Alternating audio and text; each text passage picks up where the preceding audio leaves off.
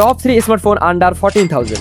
বর্তমান সময়ে আপনি যদি 12 থেকে 14,000 টাকার মধ্যে একটি স্মার্টফোন কিনতে চান, তাহলে আপনি হয়তো একটু কনফিউশনে পড়ে যাচ্ছেন কোনটা নেবেন আর কোনটা বাদ দিবেন। কারণটা খুবই সহজ, এই বাজেটের মধ্যে এখন সবচেয়ে বেশি ফোন সেল হয়, তাই প্রত্যেকটা কোম্পানি প্রতি বছর নতুন নতুন স্মার্টফোন নিয়ে আসছে এই 12 থেকে 14,000 টাকার রেঞ্জে। আর এত বেশি অপশনের কারণে অনেক সময় ঠিক বোঝাই কঠিন হয়ে যায় আপনার জন্য আসলে কোন ফোনটা বেস্ট হবে। তাই যারা এখনও ঠিক করতে পারছেন না কোন স্মার্টফোনটি কিনবেন, তাদের জন্য আজকের এই ভিডিওটি হতে চলেছে একদম পারফেক্ট গাইড। आप कहाँ थे ज्ञानी बाबा? আর ভিডিওটা পুরো দেখলেই বুঝতে পারবেন কেন বলছি। এর আগের ভিডিওতে আমি আপনাদের 13,000 থেকে 15,000 টাকার মধ্যে টপ 3 বেস্ট ফোন নিয়ে আলোচনা করেছিলাম, আর আজকে আমরা চেষ্টা করেছি 12 থেকে 14,000 টাকার মধ্যে টপ 3 বেস্ট এবং সত্যিকারের ভ্যালু ফর মানি স্মার্টফোন খুঁজে বের করার। আর একটা গুরুত্বপূর্ণ বিষয় হলো এই তিনটা স্মার্টফোনে 100% অফিসিয়াল এবং 5G সাপোর্টেড। বর্তমান সময়ের হিসাবে এগুলো সত্যিই ভ্যালু ফর মানি বলা যায়। বিশেষ করে যারা এই বাজেটের মধ্যে একটি ভালো গেমিং ফোন নিতে চান, তাদের জন্য আজকের এই ভিডিওটা অবশ্যই অনেক কাজে লাগবে। তাই ভিডিওটি শেষ পর্যন্ত মনোযোগ দিয়ে দেখবেন, আর যদি ভিডিওটি ভালো লাগে তাহলে অবশ্যই একটি লাইক করে দিবেন। বন্ধুরা, আমাদের লিস্টে 3 নম্বরে যে ফোনটি রাখা হয়েছে সেটি হচ্ছে Redmi 14C 5G। এই বাজেটে যারা একটি স্টাইলিশ ডিজাইন, স্মুথ পারফরমেন্স আর বড় ডিসপ্লে চান, তাদের জন্য এটা সত্যিই একটা সলিড অপশন। প্রথমে যদি ডিজাইন নিয়ে কথা বলি, এই ফোনটা হাতে নিলে একটা প্রিমিয়াম ফিল দেয়। ব্যাক সাইডে যে বড় সার্কুলার ক্যামেরা মডিউলটা আছে সেটা দেখতে একদম ইউনিক। বিশেষ করে স্ট্রেচ ব্ল্যাক কালারটা অনেক ক্লাসি লাগে, দেখতে বাজেট ফোন মনেই হয় না। ডিসপ্লে এক্সপিরিয়েন্স এই ফোনে পাচ্ছেন 6.88 ইঞ্চিস ফুল HD+ ডিসপ্লে, সাথে 120 হার্জ রিফ্রেশ রেট। এই বাজেটে 120 হার্জ রিফ্রেশ রেট পাওয়া সত্যি একটা বড় plus point. Scrolling, Facebook, video, YouTube সবকিছু একদম স্মুথ লাগবে। আর চোখের জন্য সেফ, কারণ এতে TUV আই কেয়ার সার্টিফিকেশন আছে।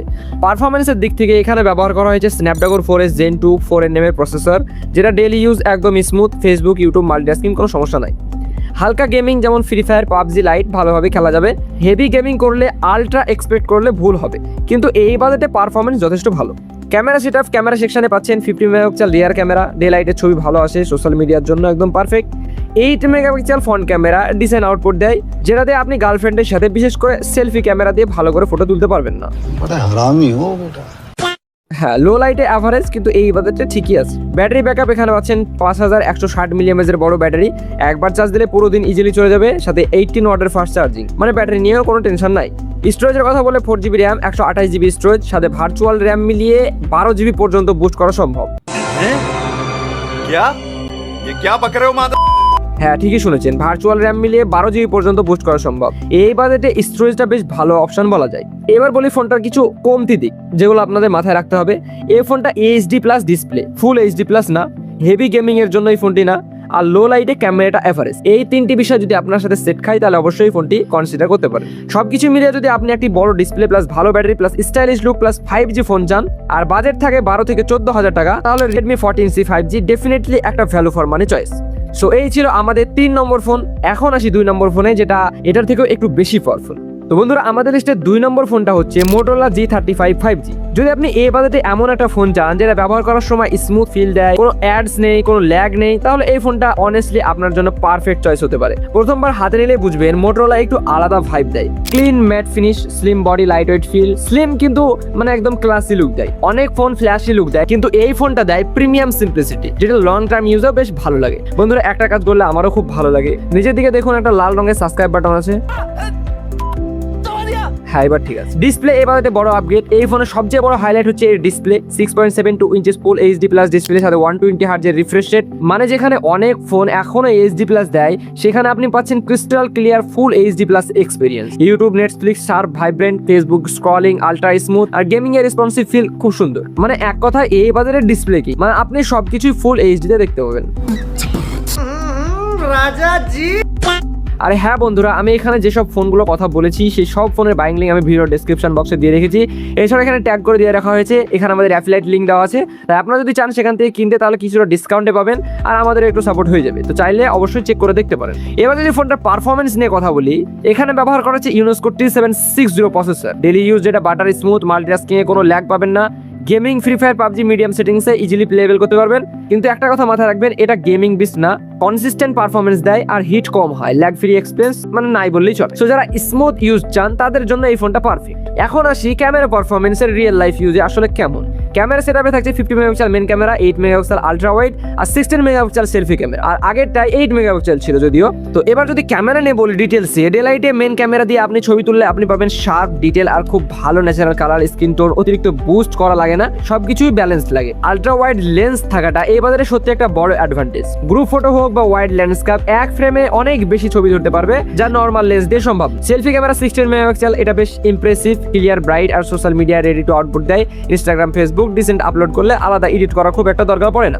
তো সব মিলিয়ে বলা যায় এই বাজেটে আলট্রা ওয়াইড লেন্স থাকাটা আসলে একটা বিগ বোনাস। যারা ফটোগ্রাফি করতে একটু বেশি পছন্দ করেন তাদের জন্য এটা definitely exact value for money add করবে। ব্যাটারির কথা বললে 5000 মিলিএমএর ব্যাটারি, নর্মাল ইউজে ফুল ডে ইজিলি আর লাইট ইউজে 1.5 দিন পর্যন্ত আপনি চালাতে পারবেন কোনো রকম কোনো টেনশন ছাড়াই। এবার কিছু বিষয় যেটা মাথায় রাখতে হবে, হেভি গেমিং এর জন্য আইডিয়াল না।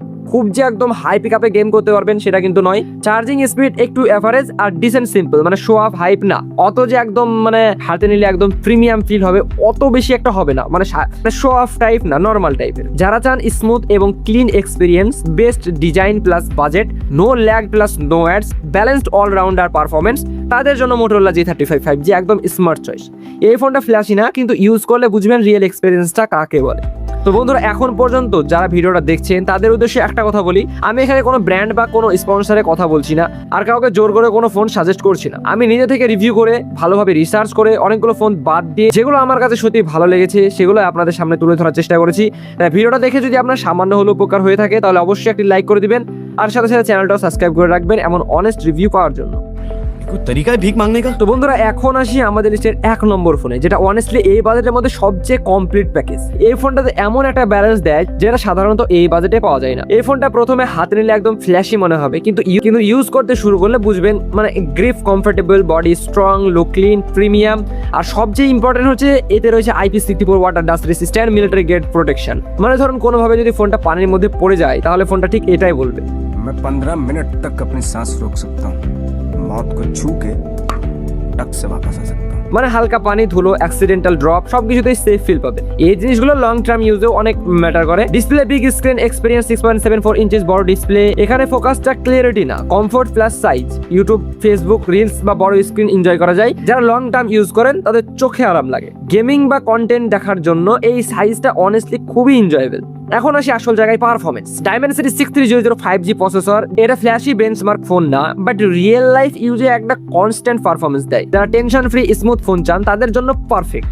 ক্যামেরা কথা বলে natural reliable 50 megapixel Sony AI camera. এই ফোনটাতে ক্যামেরা ওভার হাইপ না, কিন্তু reliable and consistent. Battery real life game changer. এখানে এই ফোনটা অন্য সব ফোনকে বিট করে। 6000 মিলিএমএর হিউজ ব্যাটারি, নর্মাল ইউজের 1.5 থেকে 2 দিন পর্যন্ত ইজিলি চলে যাবে। এছাড়া আপনি পেয়েছেন Android 15 সাপোর্ট, ফান্টাস OS, 2 বছরের OS আপডেট, 3 বছরের সিকিউরিটি আপডেট।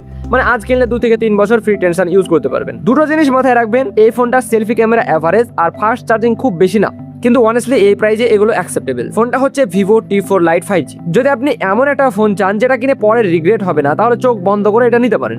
এই লিস্টে 3টা ফোনই আলাদা আলাদা টাইপের। Gaming plus clean UI Motorola, stylish plus smooth display Redmi, আর ব্যাটারি প্লাস অলরাউন্ডার Vivo। এখন আপনার ইউজ কোনটা কমেন্টে জানাবেন। তো বন্ধুরা, এই ফোনটা 1 নম্বরে রাখা ঠিক হয়েছে কিনা আপনাদের মতামত অবশ্যই কমেন্টে জানাবেন।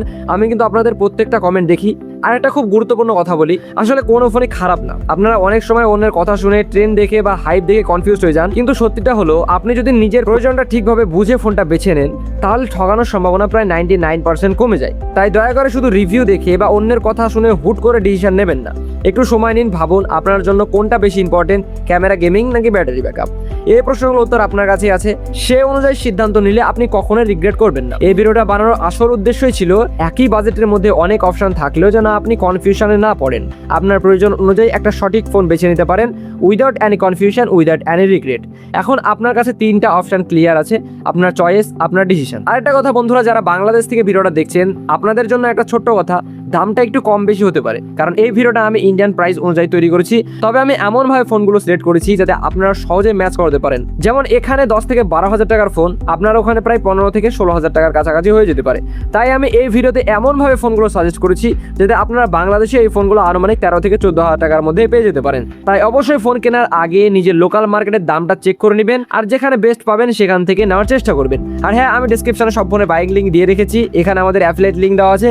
আপনি যদি এখান থেকে দিয়ে কিনেন তাহলে হয়তো কিছুটা ডিসকাউন্টে পাবেন আর আমাদের একটু সাপোর্ট হয়ে যাবে, চাইলে একবার দেখে নিতে পারেন। তো আশা করি বন্ধুরা এই ভিডিওটা আপনার একটু হলেও হেল্প করতে পেরেছে। ভালো লাগলে একটি লাইক করে দিবেন আর এমন অনেক রিভিউ পেতে চ্যানেলটা সাবস্ক্রাইব করে পাশে থাকবেন। আজকের মতো এখানেই শেষ করছি। পরবর্তী ভিডিওটা কোন টপিক নিয়ে বানাবো সেটা অবশ্যই কমেন্টে জানিয়ে দিবেন। যার কমেন্টে সবচেয়ে বেশি লাইক পড়বে আমি চেষ্টা করবো তার কথা মতোই পরের ভিডিওটা বানাতে। দেখা হবে পরবর্তী কোনো ভিডিওতে, ততক্ষণ পর্যন্ত সবাই ভালো থাকবেন, সুস্থ থাকবেন, আল্লাহ হাফেজ।